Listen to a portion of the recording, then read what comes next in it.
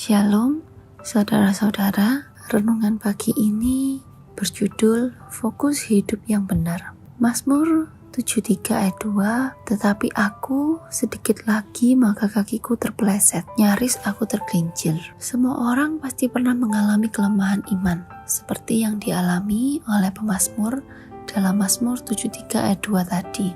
Orang berpikir bahwa penyebabnya adalah masalah, entah itu ekonomi, kesehatan, keluarga, mungkin ditinggal orang-orang yang dikasihi, dan lain-lain.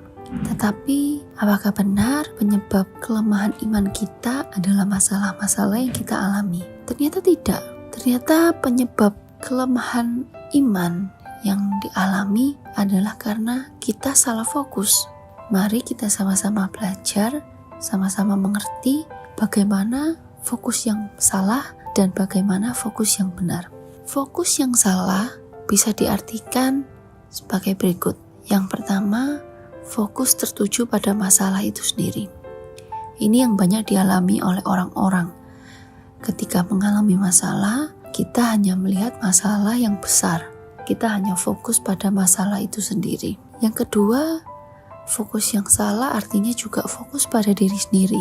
Artinya bisa mengasihani diri sendiri, merasa tidak layak untuk menderita, atau juga bisa diartikan dengan sibuk mencari pengakuan diri sendiri. Sibuk untuk merasa ingin diakui, ingin dipuji, ingin dipandang. Dan yang ketiga, fokus yang salah bisa diartikan dengan fokus pada orang lain, cemburu atau iri melihat orang lain. Lalu bagaimana dengan fokus yang benar? Fokus yang benar artinya adalah fokus kepada Tuhan, tetap dekat dengan Tuhan walaupun kita sedang di tengah masalah dan tidak mengerti mengapa kita di tengah masalah tersebut. Fokus pada Tuhan artinya juga tetap menjadikan Tuhan gunung batu kita dan bagian kita selama-lamanya. Jangan memberontak, jangan meninggalkan Tuhan ketika kita sedang mengalami masalah. Tetap dekat dengan Tuhan, tetap mengandalkan Tuhan, dan tetap percaya kepada Tuhan. Mari kita sama-sama belajar untuk memiliki fokus yang benar. Mungkin selama ini kita tidak sadar bahwa fokus hidup kita sudah melenceng. Ketika mengalami masalah, kita tidak sadar bahwa kita hanya fokus kepada masalah. Kita tidak fokus kepada Tuhan. Mungkin selama ini kita tidak sadar bahwa kita sibuk mencari pengakuan dari orang lain. Ataupun kita fokus kepada orang lain. Fokus dengan omongan orang lain, fokus terhadap berita-berita di luar yang ada. Mari sama-sama kita miliki fokus yang benar. Mari kita fokus hanya kepada Tuhan.